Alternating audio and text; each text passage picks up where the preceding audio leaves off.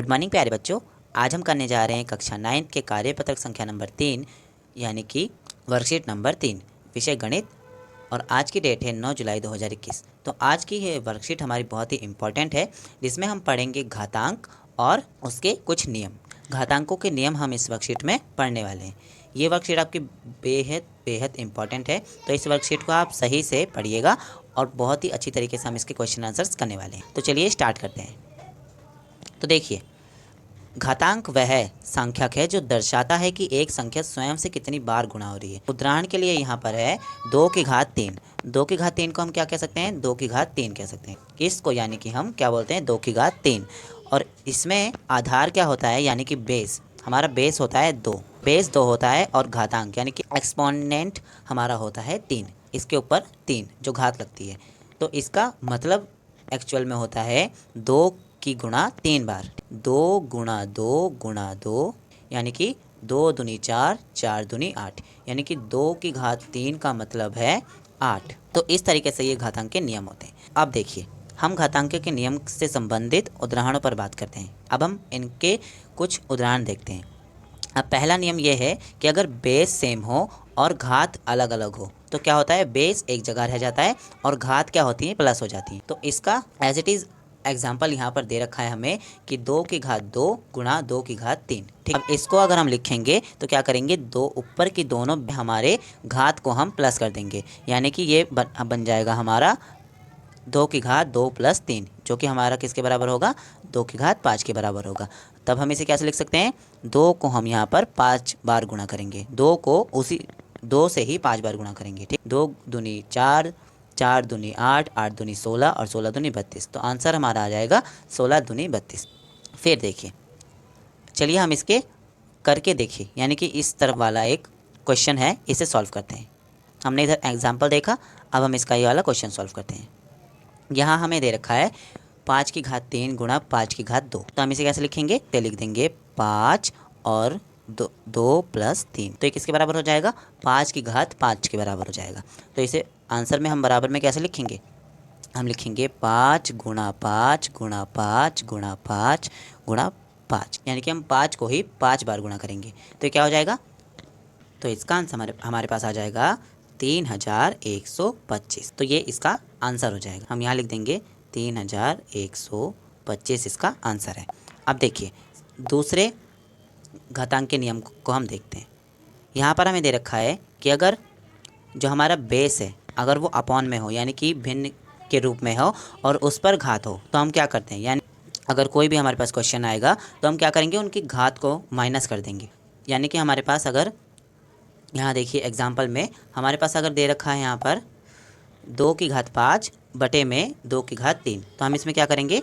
5 को ही हम 3 से माइनस कर देंगे, इनकी घात को हम माइनस कर देंगे। आंसर आएगा हमारे पास 2 की घात 2, जो कि बराबर है 4 के। ठीक है, तो इसका एग्जाम्पल देख लेते हैं। इधर यहाँ पर हमें दे रखा है, इस तरीके से भी आपको दे रखा हो, ज़रूरी नहीं है कि भिन्न में ही आपको दिया जाए, इस तरीके से भी आपको क्वेश्चन आ सकता है।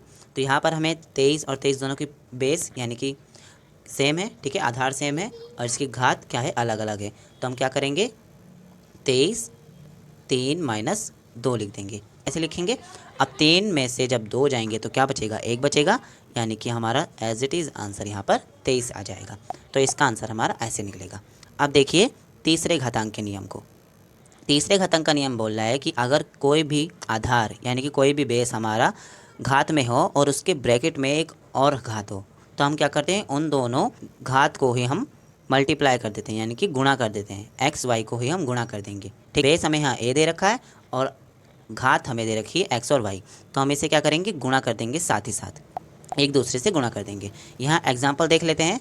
यहाँ हमें 2 की घात 2 दे रखा है, उसके अंदर भी एक बड़ा सा ब्रैकेट है, दे रखा है 3, यानी कि इस पूरे संख्या की घात हमें दे रखी है 3। ठीक है, तो हम इसे कैसे करेंगे? 3 दूनी 6, इन दोनों को गुणा कर देंगे, तो हमारा आ जाएगा 2 की घात 6, जो कि किसके बराबर है? 64 के बराबर है। इसका एग्जाम्पल देखते हैं। एग्जाम्पल में हमें दे रखा है 5 की घात 2 और उसका ब्रैकेट में 3। ठीक, पूरे ब्रैकेट की घात 3। तो 5 की घात 2 और ब्रैकेट में 3 को हम कैसे गुणा करेंगे? यानी कि हम इसमें 5 2 गुणा 3, 2 गुणा 3 क्या हो जाएगा? 5 की घात 6 हो जाएगा। जो कि किसके बराबर होगा, इसका आंसर हमारे पास आ जाएगा 15,625। ठीक, इस तरीके से गुणा करके देख लीजिएगा। अब चलते हैं फोर्थ में हमें दे रखा है घातांक के नियम में कि अगर कोई भी संख्या यानी कि कोई भी आधार अपॉन में हो और उसकी घात हो, ठीक है, उसके ब्रैकेट में एक घात हो, तो क्या करते हैं, उसको दोनों पर उसकी एक एक घात लिख देते हैं। यानी कि इसका एक एग्जाम्पल देखेंगे तो आप सही से समझ लेंगे। तो देखिए यहाँ पर हमें क्या दे रखा है, 2/3 की घात हमें 4 दे रखी है, तो हम क्या करेंगे, 2 की घात 4 कर देंगे और 3 की घात 4 कर देंगे। यानी कि इसी घात को हम दोनों के ऊपर रख देंगे और उन्हें ब्रैकेट से सरल कर देंगे, यानी कि ब्रैकेट से खाली कर देंगे। इसके बाद क्या हो जाएगा, 2 की घात 4 यानी कि हो जाएगा 16 और 3 की घात 4 यानी कि हो जाएगा, तो ये आंसर आ जाएगा हमारा 16/81। तो इस तरीके से हमारे यहाँ आंसर आ जाएगा। इसका एक क्वेश्चन है वो हम करके देखते हैं। तो यहाँ पर हमें क्या दे रखा है, 2/3 की घात 4 दे रखा है, तरह भी हमें 2/3 की घात 4 दे रखा है, तो ये क्या होगा, दोनों आंसर इसके सेम हो जाएंगे। ठीक है, क्या होगा, ये दोनों वर्कशीट में गलत दिया है, ये दोनों सेम है। ठीक है, चलिए अब देखते हैं नेक्स्ट में हमें दे रखा है कि अगर बेस हमारे अलग अलग हो और उसकी घात सेम हो, तो हम क्या करेंगे, बेस को ही गुणा कर देंगे। यानी कि इस तरफ आप एग्जाम्पल देख सकते हैं, यहाँ पर हमें 2 की घात 3 दे रखा है, गुणे में 3 की घात 3 दे रखा है। हमारे पास घात बराबर है लेकिन बेस यानी कि आधार अलग अलग है, तो हम क्या करेंगे, 3 को ही 2 से गुणा कर देंगे। यानी कि 3 दूनी हो जाएगा 6 और उसकी घात हमारे पास हो जाएगी 3, यानी कि 6 की घात हमारे पास 3 आ जाएगी, तो इसका आंसर आ जाएगा 216। इसी तरीके का हमें यहाँ पर एक क्वेश्चन दे रखा है, अब वो करके देखते हैं। तो देखिए यहाँ पर हमें घात अलग अलग दे रखी है और बेस एक जैसा। ठीक है, जैसे कि हमने एज इट इज़ इधर किया था। तो हम क्या करेंगे, 3 दूनी 6 यानी कि 6 की घात यहाँ पर हमारी 7 आ जाएगी। अब इसको अगर हम सॉल्व करेंगे तो हमारे पास आंसर आ जाएगा 2,79,936। आप इसे मल्टीप्लाई करके इसे देख सकते हो। ओके, आइए घातांकों के 2 रोचक नियमों पर चर्चा करते हैं जो कि आपके पेपर में ज़रूर से ज़रूर आते हैं। इसी टाइप के आपके क्वेश्चन बनते हैं पेपर में। चलिए देखते हैं। लॉ यानी कि नियम हमें दे रखा है कि अगर कोई भी बेस जिसकी घात 0 हो वो किसके बराबर होगा, हमारे 1 के बराबर होगा। तो इस तरीके से हमें कोई भी क्वेश्चन मिलेगा तो उसका हम सीधा सीधा आंसर लिख देंगे 1। जैसे कि 5 की घात 0 यानी कि इसका आंसर हो जाएगा हमारे पास 1। ठीक है, पहला हमने समझ लिया। ऐसा क्यों हुआ ये भी समझ लेते हैं। यदि हम 0 के बराबर 2 - 2 लें तो हम कह सकते हैं कि 5 0 बराबर क्या होगा, 5 2 - 2, यानी कि हम उसे बटे में जब लिख देंगे तो संख्या स्वयं से विभाजित हो जाएगी। यानी कि 5 की घात 2 और बटे में 5 की घात 2 क्या हो जाएगा, एक दूसरे विभाजित हो जाएगी और आंसर हमारे पास क्या आ जाएगा, 1 आ जाएगा। तो यानी कि सीधा सीधा इसका आंसर यही है कि किसी भी आधार की घात अगर 1 0 है सो उसका आंसर यानी कि उसका मतलब है 1। और सेकंड है कि अगर कोई भी आधार हो और उसकी घात माइनस में हो तो हम उसे इस तरीके से 1 बटा और a और x, यानी कि उसे हम माइनस से नीचे ले जाते हैं प्लस में और उसे क्या करते हैं, हम भिन्न की शक्ल में लिख देते हैं, एज इट इज़ इस तरीके से लिख देते हैं। ओके, अब इससे रिलेटिव एक क्वेश्चन देख लेते हैं जो कि हाँ हमें दे रखे हैं, सरल करें। ठीक है, मैं आपको इस तरह बता भी देता हूँ। देखो अब 2 की घात हमें -3 दे रखी है, तो हम इसे सरल करने के लिए हम इसे क्या करेंगे, 1/2 की घात 3 लिख सकते हैं। ठीक है, फिर हम इसे जब प्लस में हो जाएगा तो हम इसे गुणा करके आगे आंसर लिख सकते हैं अगर क्वेश्चन में बोला होगा तो।